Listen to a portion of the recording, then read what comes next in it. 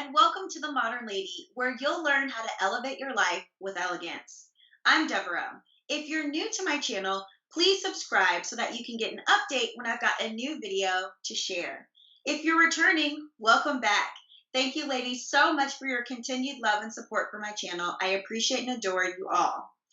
Today's video is an interview, and this interview is in a series called Pearls of Wisdom, where I shine a spotlight and interview elegant women that believe in the power of style and sophistication.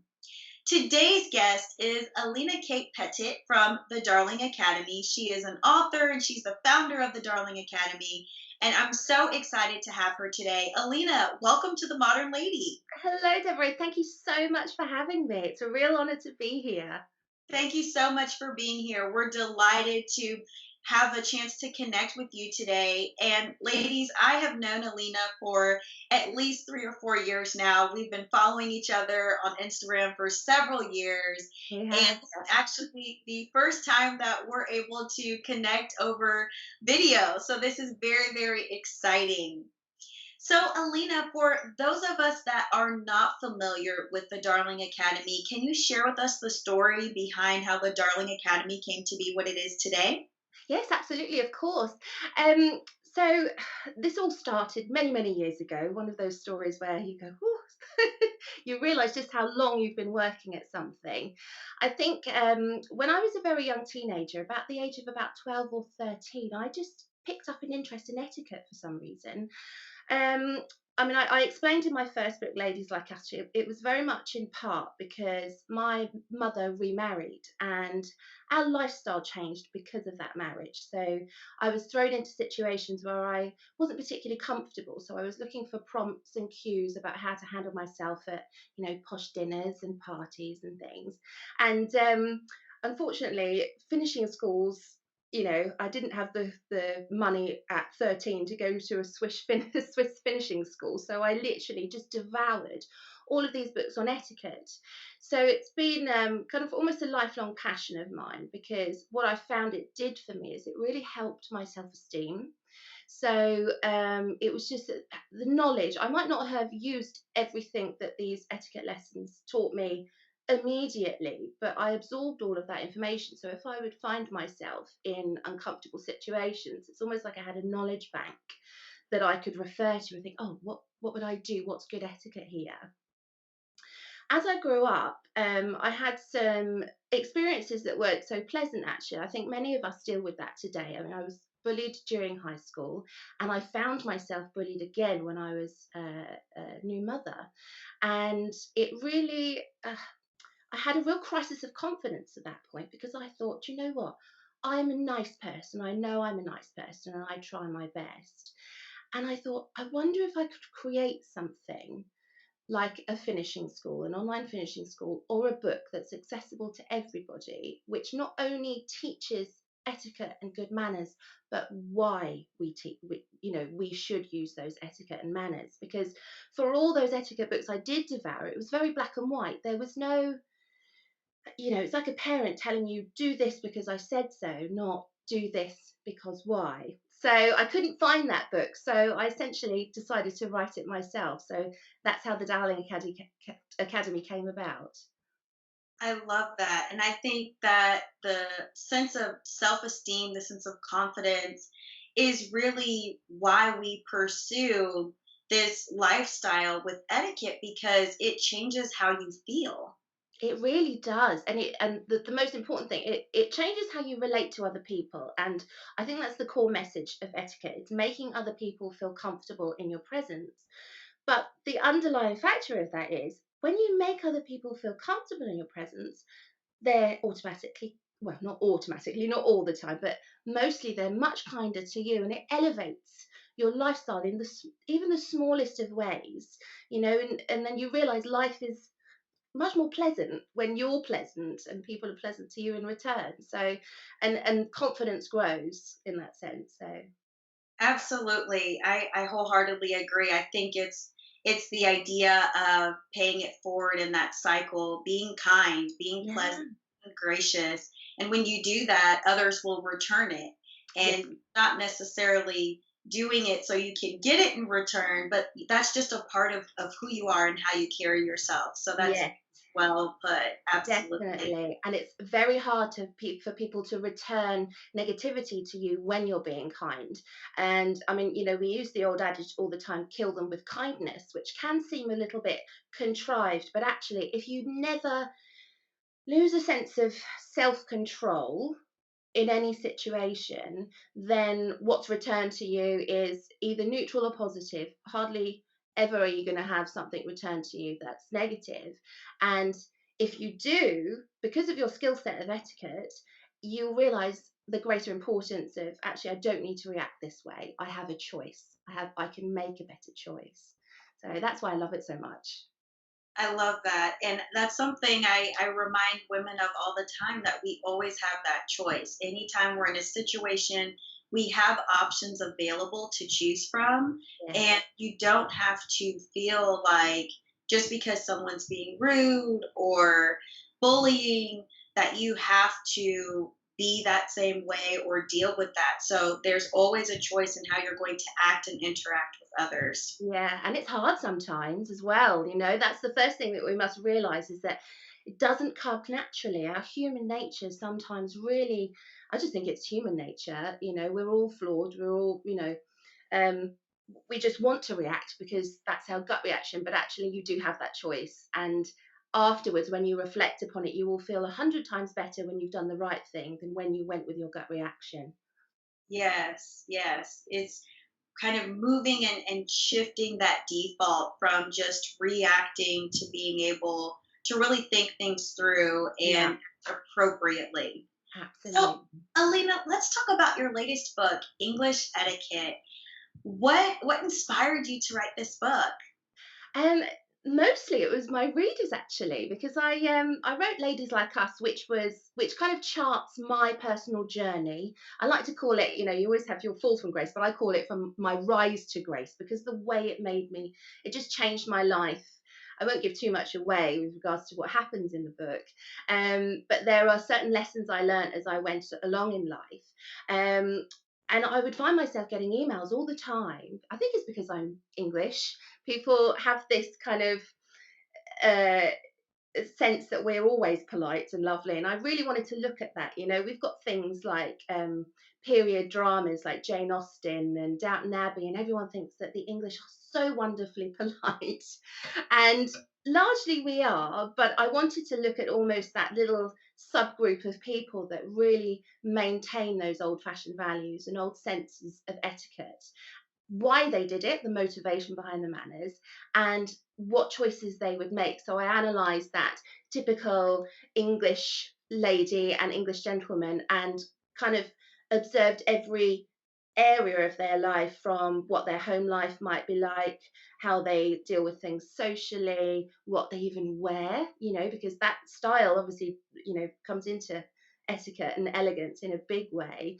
So it was in reaction basically to the reaction I got for the first book. And I must say, I thoroughly enjoyed writing it because it's amazing to kind of, nitpick about what people love about the English. And also, I learnt to appreciate it myself so much more by looking at it that way. So, and you almost, I feel like I've created a standard for myself because I would love to be the quintessential English lady. I try my hardest, but we're not always there. I'm not always there. But I think, oh, you know, what would the quintessential English lady do? And I think, oh, I've written about that. Let's live that out. So yeah. Yes. So it's essentially this guide. So it's an amazing resource for women to really understand how to fully embrace in different areas of their lives this sense of etiquette into their entire life. So, Alina, if you could summarize it down to just one key takeaway, what is the one thing that you hope the readers of English Etiquette will walk away from? Oh, okay. One key thing. I think the difference. I say the difference. Largely this is a sweeping broad statement, and you can't really say that about a particular nation or a lifestyle or a way of living. But I do think that the English or etiquette, good etiquette, really means slowing down and being considered in everything that you do. And it's not about conforming, and it's not about trying to make yourself look better. It's trying to make life better for everyone else. That's how I would condense it. Just the choices you make and the consideration that you have for other people. That's how it really is in a nutshell. I love that. The compassion, the empathy, the consideration, that's really what it's all about. That's the heart and Yes, soul of what etiquette is truly about. it really is. And if you think about that, that's love as well. It's love for fellow man. That's how we express it. We all have different stories. We all come from different walks of life. We have different interests. I've got friends who couldn't care less about etiquette. They think what I do is, they're supportive and they love me, but they're just like, oh, are you writing about that today? Okay, that's a bit strange, writing about tea and how to stir milk in your tea and things. But it's about just acceptance and loving people regardless. So, Yes, total acceptance, love, respect. That really is what etiquette is all about. yes. So, Alina, can you tell us why in the media and even in modern society, etiquette gets a really bad reputation? Really bad, There's doesn't it? a common idea that having following etiquette, it really makes you pretentious. Why Yeah. is that? Oh, I think in order to analyse that, we need to look back. If you think back to maybe Victorian Edwardian times, where girls in particular were sent to finishing schools. I mean, it happened all the way up to the 1960s as well with the debutante season.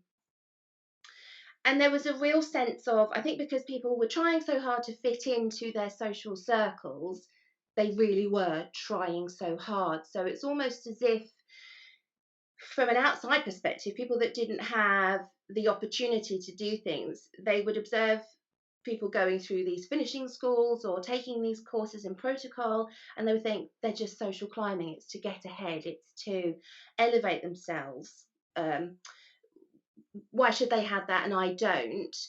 And largely, I think also the old reputation of etiquette might have, created a bit that storm by itself, because the motivation wasn't there. It was literally just to fit in with a certain social group, to be able to dine with, the Queen and people of high importance. And it literally was a sense of, if you're not coming into our club unless you absolutely conform. And that used to make people so kind of, we say het up, would give people anxiety about sitting down at a place setting and seeing all of these knives and forks. I mean, do you remember that scene in Pretty Woman where she goes and she's got this, she's having the lesson and she sits down and is faced with these snail tongs, and she thinks that the world is going to swallow her up because she doesn't know what to do with these things.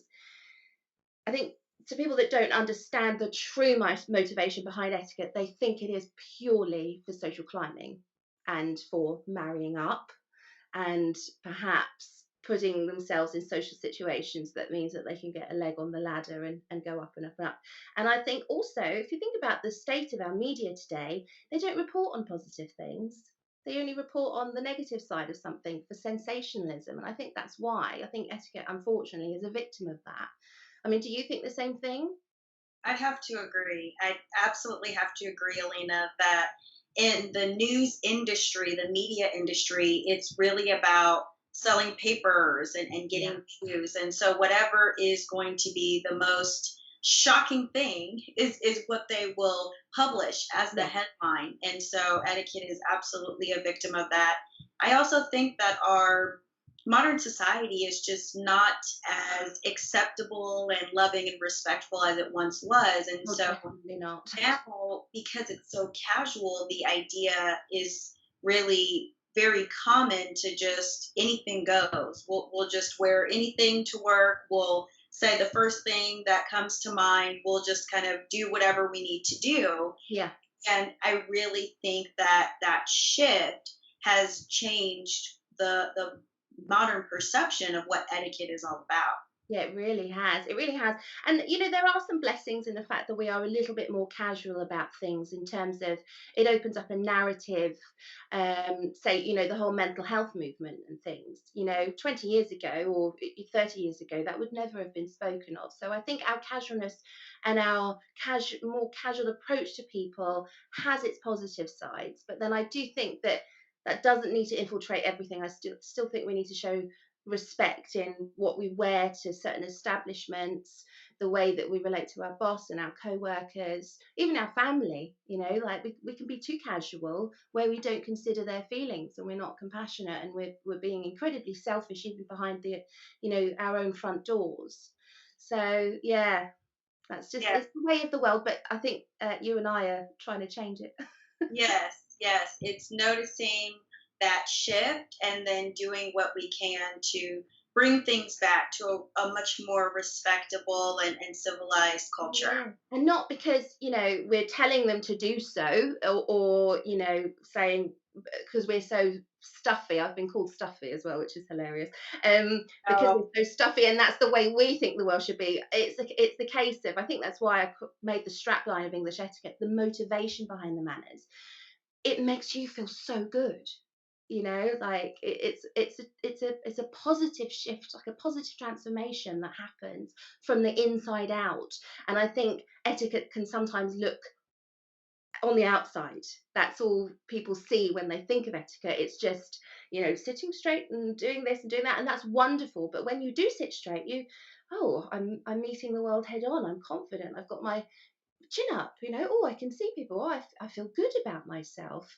It's giving it a go and realizing the shift that happens inside, which is beautiful. Such a yeah. wonderful thing. Yes, it's a wonderful transformation. I love that. So, ladies, in the English culture, we all know that the most popular item that you will enjoy with your tea is a scone. So, I would love to know from you, Alina, what is the perfect way to make a English scone? Wow. Okay. This is something that's slightly hard to master, actually. Some people have a natural ability to bake scones. Other people have a right disaster.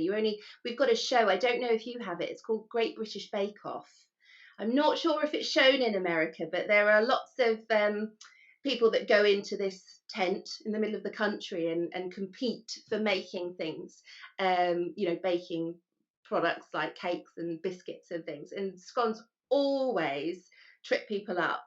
And there's a lady called Mary Berry who is almost just an absolute British treasure. She is lovely. She's been one of our kind of home economist TV cooks for I think about 60 years now, and she's still going strong. She's a wonderful lady, and I use her tip, which is when you're working with the dough, is not to work it too much because you won't get a good rise on your scone.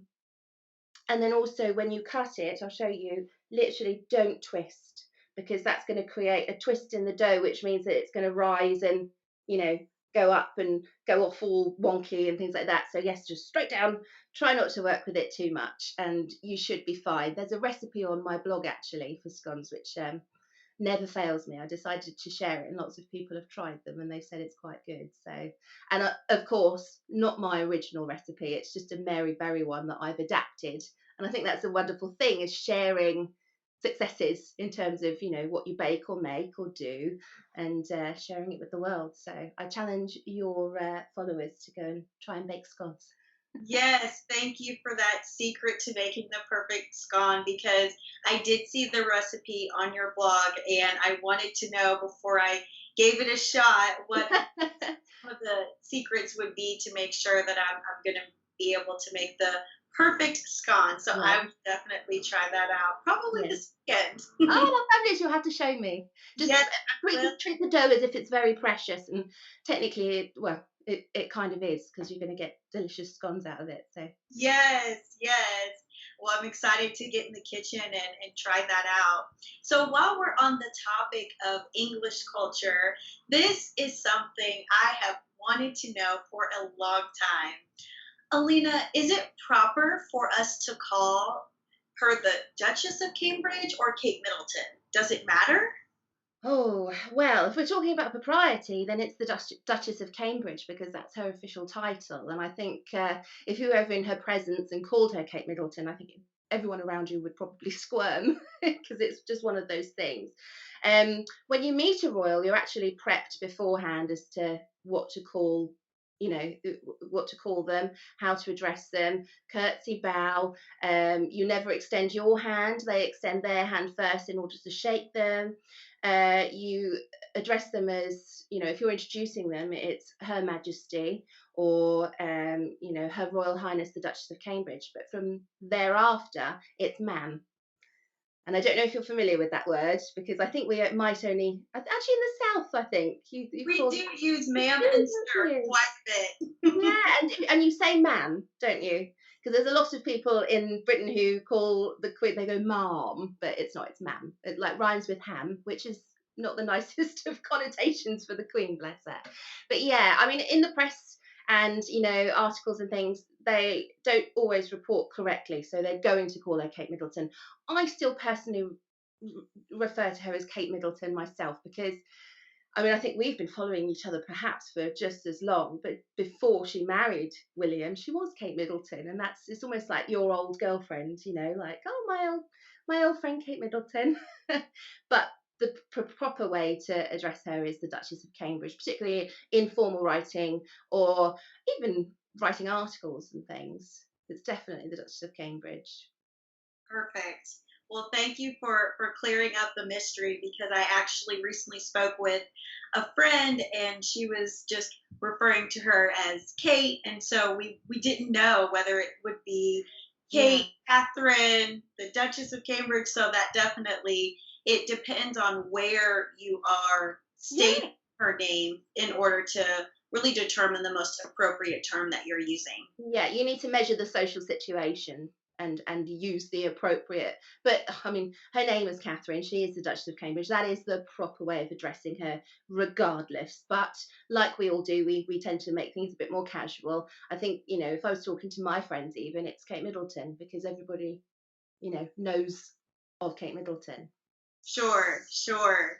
So, Alina, what is one of your favorite ways to be elegant in the morning? Oh, elegant in the morning with a 6-year-old child. Now there's a challenge. And a school run to contend with. Do you know what has served me very well is being prepared and having a very strict routine. That is the one way that I'm, kind of always serene, shall we say, in the morning, as serene could be with the school run. Um, we have long established a routine in our household. I won't go into details, but it leaves us with half an hour in the morning before we even need to leave to sit together quietly. Um, we have breakfast together, share a cup of tea, sometimes, have a bit of worship time, and it just sets our day on the right kind of tone rather than trying to scream out the door and where are your shoes, I've lost a sock, something like that. I might not look like a Disney princess when I wake up, but I'm as serene as one. So definitely routine, definitely everybody being aware of the routine. Even if you live by yourself, it's kind of, I know by this point I need to be in the shower. Last night I could have set out my outfit the night before and thought about it then. Perhaps prepared your lunch. You can even prepare breakfast now, can't you? With these things, like overnight oats, or maybe set the fruit out ready for the morning. Just things like that. Just being as prepared as possible, then things will hardly go without a hitch. I love that. So, ladies, if you're struggling with your morning routine, preparation is key. You've heard it from Alina. It always takes preparation for your morning routine. Definitely, and even with kids involved as well, I think it's imperative. And start them young, start them young with the routine, and then they'll never question it. When I wake in the morning, I'm the first to get up. My son knows that that's his time to get into his school uniform, and he's not to go downstairs until he's dressed. And then he goes downstairs, plays for a little bit, and I come downstairs and prepare breakfast. It's just the way life is in our household. So we're not fighting with each other. He just knows that that's what we do. So start it as young as possible. And if your children are slightly grown and might question that sudden change to routine, sit them down and explain why. And I think I go into this in English etiquette as well, is that children can handle explanations.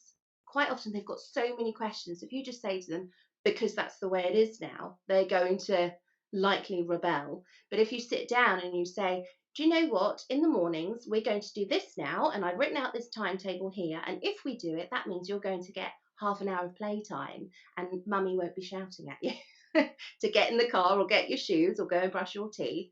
So it's managing people's expectations as well. So that has definitely helped me in the morning. Yes, yes, and that level of consistency that you talked about, especially with younger children, starting them young, being able to continue that, keeping it consistent, that's Yes, the real value of having that structure to your morning because it really does just set the foundation for the remainder of your day ahead. it really does. Yeah, routine is the key. Yes, I love that. So, Elena, we would love to know who is your favorite elegant role model? Oh, that is such a hard question to answer. Are we talking about someone I know or someone who's perhaps famous and in the public eye? It could be anyone that Okay. inspires you to just have a sense of elegance in your life. Yeah, do you know what? It would have to be. We've already touched upon her. Probably the Duchess of Cambridge, because she really was. I remember just staring wide eyed on that wedding day, just thinking, she did what I wanted to do. It was my dream to marry Prince William. I think do you know, I'm not sure there's an English girl alive that probably didn't dream that at some point. Sure. If not William, then definitely Harry. Do you know what the transformation that you saw with her as well? And she's always been beautiful. She's always been lovely from what I've seen pre Duchess of, in her Kate Middleton days. Um, but the transformation that happened after that wedding, it's almost like Cinderella in that sense. She went in a commoner, a normal girl, and she came out this princess, and just this transformation that happened. And why I admire her so much is the way she's handling it, handling the pressure, and it's almost like she was born for it. So she's definitely one. um there is one other girl actually, and her name escapes me because I only met her once, but she was a former Miss England. So, the pageants. Obviously, there's Miss America and things. That I was involved. I used to work in the fashion and beauty industry, and we were involved one year with the Miss England pageant. And this was back in my early 20s, where I was incredibly selfish in terms of my lifestyle. Everything was about me. Everything was about climbing, social climbing for all the wrong reasons. And I was sat at the top table during the finals of this pageant, and this Miss England, the reigning Miss England, was handing over her crown that night. And the tea arrived at the table after dinner, and I watched her. She was there in her full regalia, crown, everything, and she served every single person around that table that tea quietly whilst they all got on with their conversations. And I didn't expect that at all. I was thinking, oh, she's the queen with her crown. She's going to sit there and people are going to be serving her. And she really turned the tables. And it was almost this epiphany moment for me. It was this, even the most regal person serves. And I think that's why I love our royal family as well, is that their sense of duty and highlighting charities and the work that they do. They get a lot of bad press. There's a lot of people that aren't, in support of the royal family, even in the UK, but the amount of work that they do, they're always on, in terms of being polite, and they're never having an off day, for example. So, two princesses, really, Duchess of Cambridge and former reigning Miss England. Definitely my two role models there. I love that. That sense of gracefulness and poise and presence. It's just so Yeah. very captivating. But it was almost a humbleness that came with it as well. It was, you expect to be bedecked in diamonds and think that you're the top of the tree, but actually, you've got a heart for people, which is just wonderful, wonderful. Yes, yes, definitely very inspirational. So, Alina, last question for you. What is one piece of timeless advice, or as I like to call it, one pearl of wisdom that you live by every single day? Okay. Do you know what I find wonderful is the fact that you've used the word pearl. There is a whole chapter in Ladies Like Us, my first book, about how I mean diamonds are beautiful, but I think pearls are far better. You have the saying that diamonds are great under pressure and their beauty comes out under pressure. But the reason I love pearls is that they are, in the oyster, they are an irritant essentially. And what that oyster does is it puts layer upon layer of beautiful. I can never say this right. I think it's nacre or nacre.